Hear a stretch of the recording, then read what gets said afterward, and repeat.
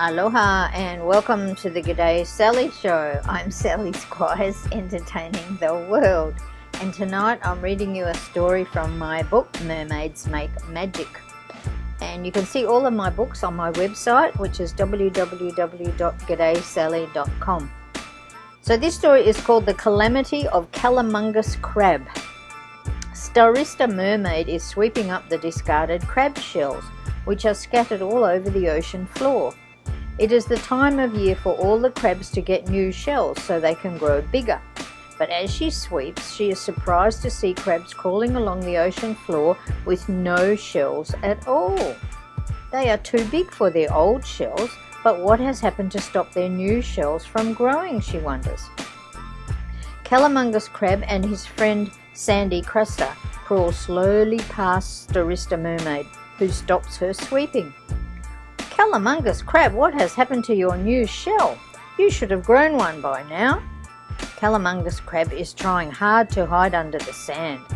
He feels unprotected and in danger without his familiar crusty crab shell. There is something wrong with the ocean water, he says, so our new shells are not growing this year. Something wrong with the water? Asked Starista Mermaid. What do you mean? This has happened before, says Calamungus Crab. Yes, says his friend Sandy Cruster, this has happened before. The ocean water is not clean and sparkling, so our bodies can't grow our new crusty crab shells, says Calamungus Crab. The water is too cloudy, says Sandy Cruster. The water is too cloudy, so your shells don't form, asked Starista Mermaid. That is terrible. I will go and find out what has happened. We can't have crabs not having new shells every year to protect your bodies. That will never do, she says, as she puts away her seaweed shell broom.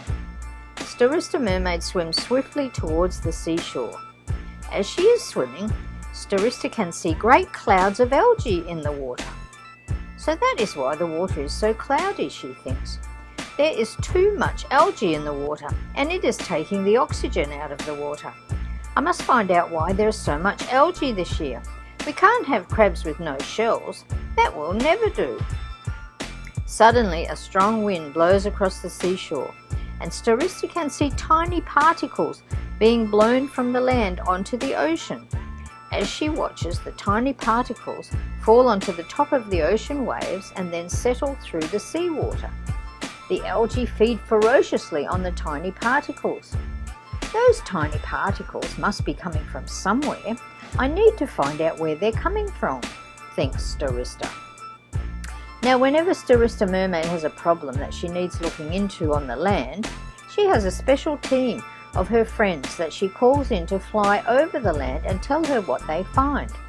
Because, as you know, mermaids are water creatures, so they're most at home in the ocean, not up in the air, though they breathe air, or on the land, because it's hard to flip around with your flapping tail on land. So Starista always brings in her special team. She reaches into her mermaid magic seaweed sack and brings out her special secret shell. Through a tiny hole on the side of the secret shell, Starista blows a soft whisper that can only be heard by her very special friends, the Madagascan moon moths.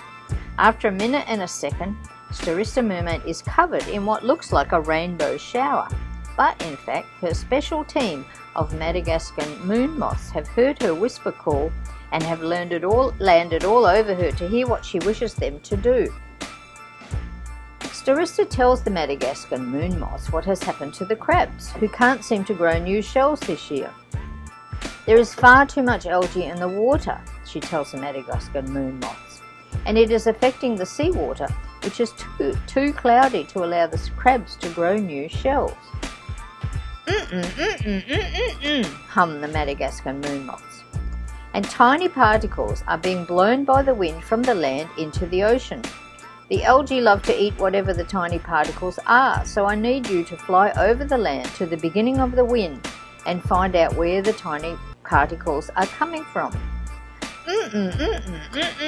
Hum the Madagascan moon moths, and off they fly to the beginning of the wind. The Madagascan moon moths are wonderful flyers. They fly for a day and an hour until they reach the beginning of the wind. Then they turn around, lift up their Madagascar moon moth wings and float on top of the wind. They keep their Madagascar moon moth eyes peeled all over the landscape as they float freely on the wind. And as they float, the Madagascar moon moths can see that farmers are fertilizing their fields. The fertilizer forms clouds of tiny particles, but some of the particles don't fall on the fields. They are picked up by the fluffy wind and carried along with it.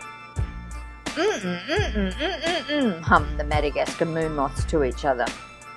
Maybe these are the tiny particles that are floating on the wind and being blown into the ocean to feed the algae. The Madagascar moon moths keep floating freely on the wind as they watch what happens to the tiny particles.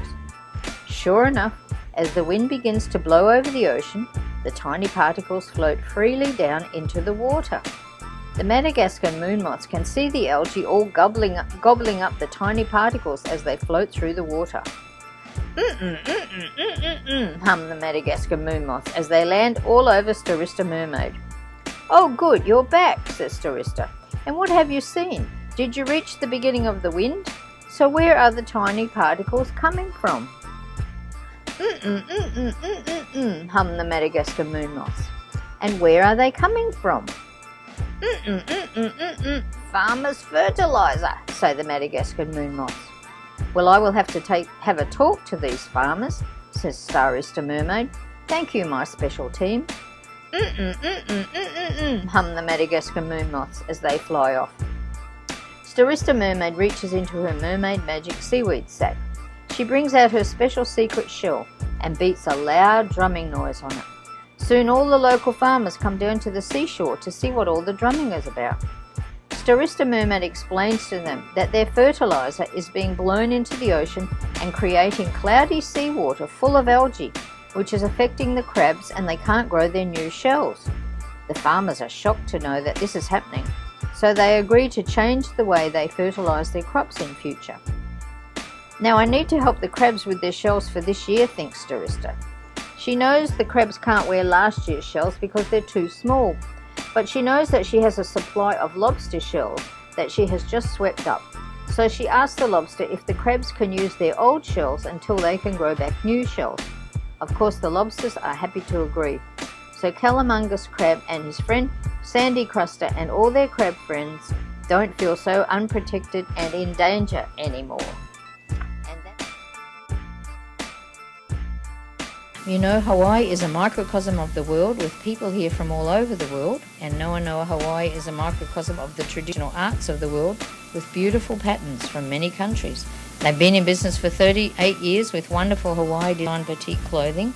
Their hand-dyed and handmade clothes have patterns that are based on traditional kapa and tapa designs from Hawaii, Polynesia, Micronesia, Indonesia, even New Zealand and Africa.